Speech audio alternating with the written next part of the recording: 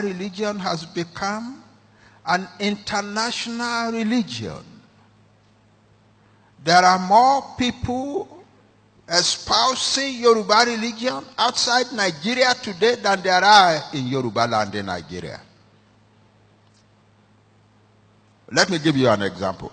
In the province of Bahia in Brazil, a province that is a Roman Catholic province, there are more Yoruba centers of worship today than there are Roman Catholic churches.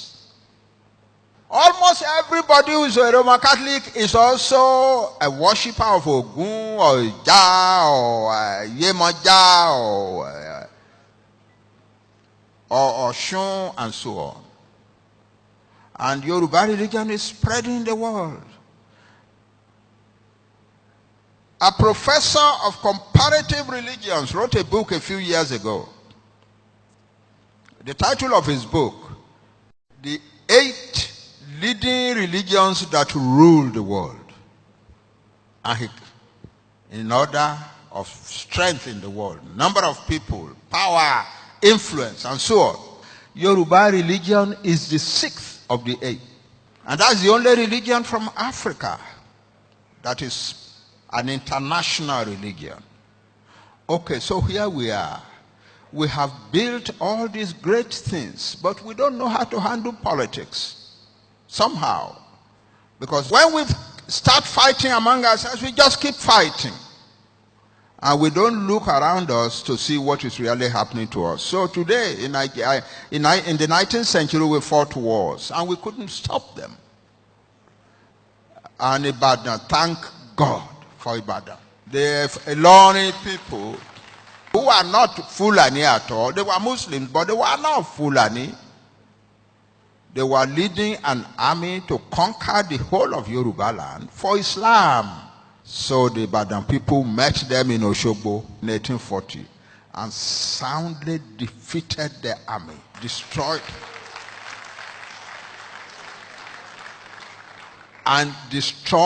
their cavalry, and took captive the leading officers of the army, who incidentally were all Yoruba.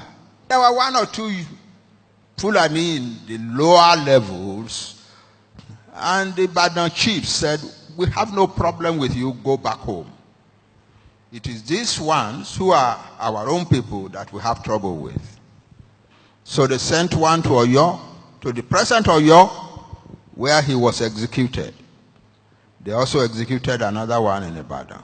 So this is the situation, but then Ibadan became big, Ibadan became great. That's where everybody wanted to come to. There was opportunity in Ibadan. And Ibadan wanted to unify the whole of Yoruba land by war. So they conquered many places. The only people left that they did not conquer were these far southern peoples, like the Jebu, the Ondo, Owo, and so on. But Ekiti, what is now Oshun, Ijesha, most of Igomina, and so on, they just ran over the place and created an empire and put Ajeles everywhere. Then the Ekitis, you know who they are. They didn't know how to handle it for a start. But then in 1877, they finally made up their mind to handle it. So one of their boys started trouble by killing the local Ajele. And the rest of the then people revolted and drove the Ajeles out of their land. And then created an army called the Ekiti-Parako Army. And the war went on from 1877 until 1886. It is the peace treaty of that year, September 23, 1886, that we are celebrating today. So what is the significance of that treaty? It brought to an end in our land a whole century of troubles and wars. But here is another angle that you may not have heard before. As of that time, the British and the French and so on were already interested in empires in Africa. But as of that moment, If we had joined hands to defend our land, we would never have become British colony. That's 4 years after that war, after the treaty, the Kiriji Treaty. Ibadan army had an army of about 80,000 men, well armed, on the Kiriji war front. They had made the treaty, but they had not gone home. They had an army of about 80,000 people in the Kiriji war front. The Ekiti had an army of about 50,000. I want you to get a piece of paper and pencil and write these things down.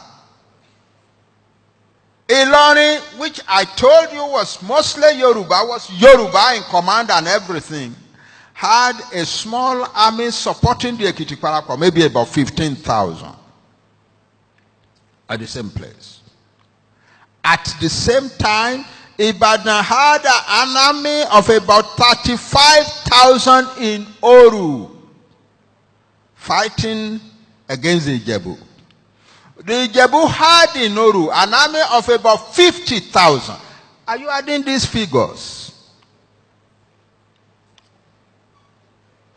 The Ekiti Parako had sent an army to go and protect Ife under Prince Fabumi of Okemesi and Chief Arimoro from Ilesha. And that army was about 25,000. The Jebu command, high command, had also sent an army to the defense of Ife under the Seriki Ogunshigun, and his army was about 25,000.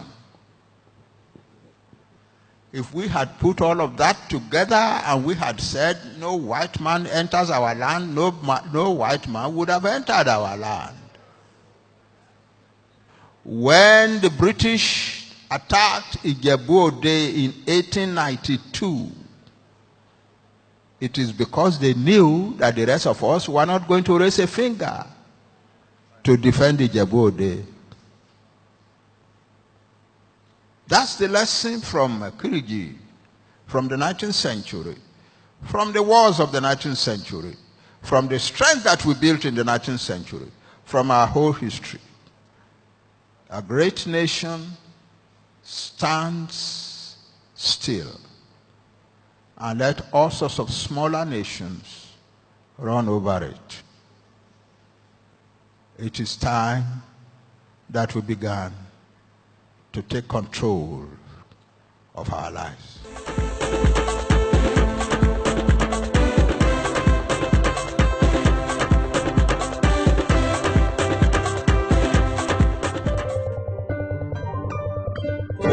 Pomulero, pomulero,